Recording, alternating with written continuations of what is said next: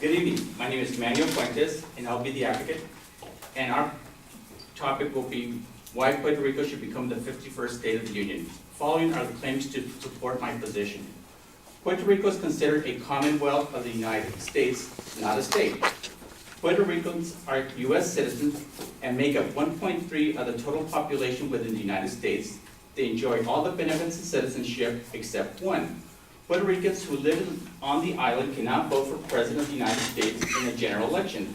Only those who live on the U.S. mainland are allowed this privilege. Puerto Rico's currency was changed to the U.S. dollar in 1899. Puerto Ricans serve in the United States military. The Puerto Rican government structure is parallel to that of the United States government. Puerto Rico has no diplomatic relationship with the U.S. or any other country because of its territory status. The island uses the United States Postal Service for mail delivery. On election day of this year, not only did the United States re-elect Obama as president, but our democratic election process was exercised in Puerto Rico, which was considered as a U.S. territory for the last 414 years.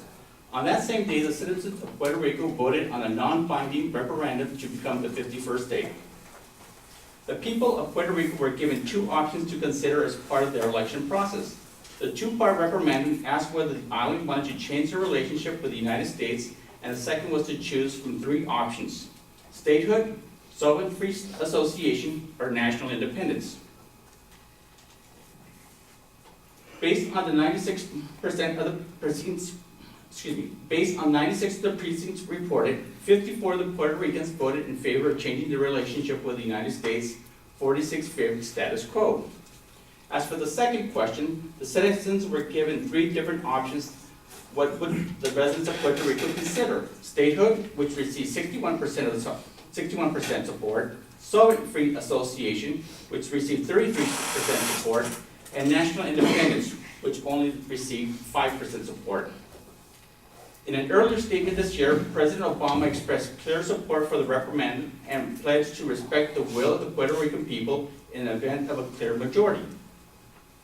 On June 14, 2011, Al Jazeera News stated President Obama continued his support for the statehood cause, fulfilling a presidential campaign promise made in his 2008 election speech, which addressed the political status of Puerto Rico.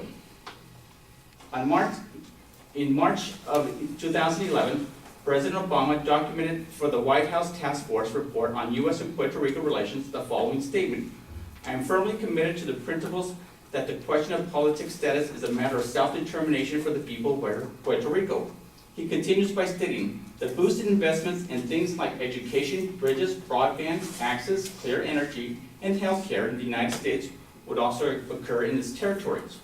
We are giving Puerto Ricans the tools they need to build their own economic future. This is how it should be done." The issue for Puerto Rican citizens is not about statehood and becoming the 51st state, but giving the people one of our basic fundamental constitutional rights, which is participating in our presidential election process, not as a Puerto Rican citizen, but as a citizen of the United States. How much time is it? 2 minutes. Okay. On November 30th, 1992, President George H.T. Bush issued a memorandum on the Commonwealth of Puerto Rico to the heads of the executive departments and agencies establishing administrative relationship between the federal government and the Commonwealth of Puerto Rico. The objective administratively was to establish Puerto Rico as it were a state in a form that it would not disturb the current federal programs or government operations. President Bush's memorandum remains to effect until the federal legislation is enacted to alter the status of Puerto Rico in accordance with the freely expressed wishes of the people.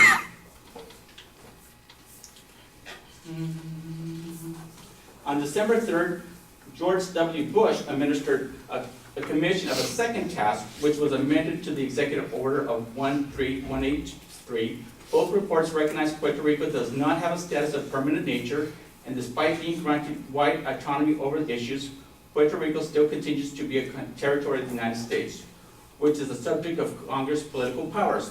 The report confirms that three different scenarios that confront the status of the proposal. The task force concludes that the three options are available under the Constitution for further future of Puerto Rico. Continuing a territory, The current status of Puerto Rico as a Commonwealth may continue indefinitely but remains subject to future modifications by Congress. Statehood, under this option, Puerto Rico would become the 51st state with standing equal to the other 50 states. Independence, under that option, Puerto Rico would become the sovereign nation independent from the United States.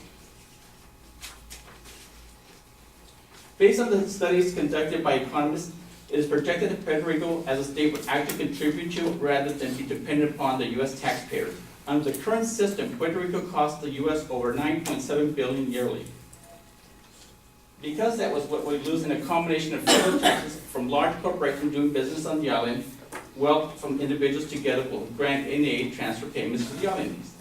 Puerto Rico gets a significant amount of federal grants and aid and transfer payments to individuals such as veterans, benefits, welfare payments, and not only offset by taxes collected by the island, but through incentives to the government. Thank you.